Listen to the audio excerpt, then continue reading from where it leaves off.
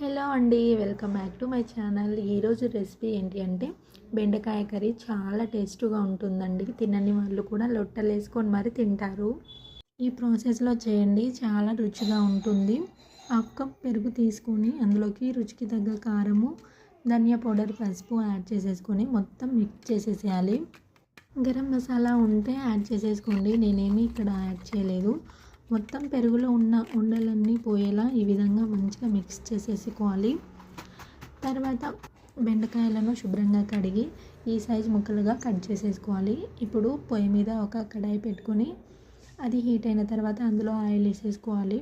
Oil heat అయిన తర్వాత బెండకాయ ముక్కలను వేసేసుకోవాలి. వీటిని అటు ఇటు తిప్పుకుంటూ మంచిగా ఫ్రై చేసేసుకోవాలి.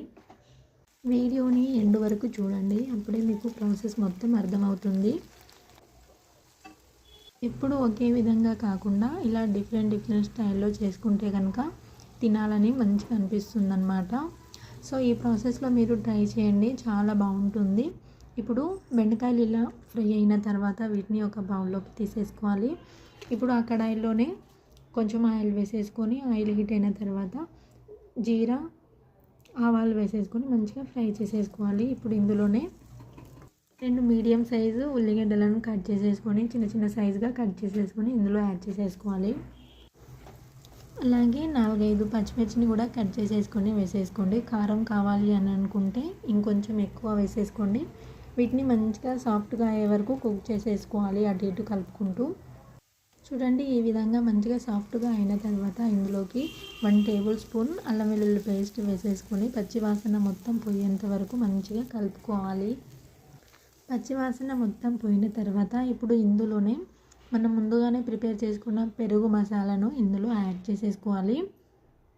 ఇప్పుడు దీన్ని ఒక 20 సెకండ్స్ వరకు బాగా కలుపుకోవాలి. మంచిగా కలపాలి, లేదంటే పెరుగు కదా విరిగిపోతుంది. సో మంచిగా కలుపుకోండి. ఈ విధంగా ఆయిల్ మొత్తం సపరేట్ అయ్యేంత వరకు మంచిగా కలుపుకోవాలి. ఆయిల్ మొత్తం సపరేట్ అయిన తర్వాత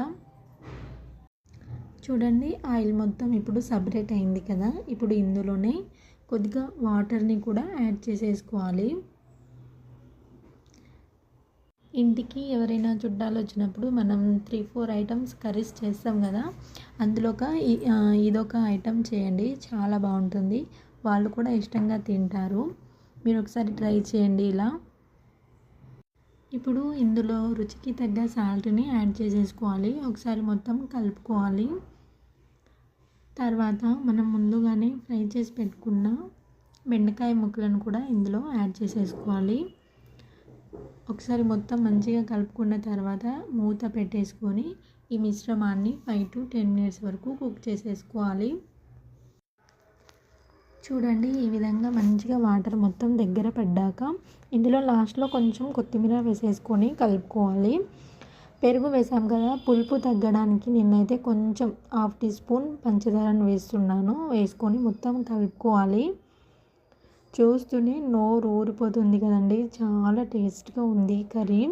నాకైతే ఇది చాలా ఇష్టం అన్నమాట.